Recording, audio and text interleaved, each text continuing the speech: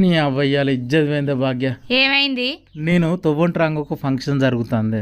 ఆడికి రాగానే chicken mutton మసాలాల వాసన గుమ్మగుమ్మలాడినాయే. ఇక పానం అంతా కొట్టుకొని నిమ్మలంగా అండ్లకు వేయన్నే. అండ్లకు ఓడితోటే 2 తలుపులు ఉన్నాయి. ఒక తలుపు మీదను బంధుమిత్రులు అని రాసి ఉన్నది, మళ్ళీ తలుపు మీద స్నేహితులైతే ఈనంగా అని రాసి ఉన్నది. స్నేహితులు అనే తలుపు నుండి నేను లోపలికి వేయన్నే. అండ్లకు వేయనాక మళ్ళా 2 తలుపులు ఉన్నాయే. ఒక తలుపు మీద ఆడ అని రాసి ఉన్నది, మళ్ళీ ఒక తలుపు మీద మగ అని రాసి ఉన్నది. నేను మొగ అని రాసున్న తలుపు నుంచి లోపలికి వేయన్నే. అండ్లకు వేయనాక మళ్ళా 2 తలుపులు ఉన్నాయే. ఒక తలుపు మీద బహుమతులు ఇచ్చేవారు అని రాసి ఉన్నది, మళ్ళీ తలుపు మీద బహుమతులు లేనివారు అని రాసి ఉన్నదే.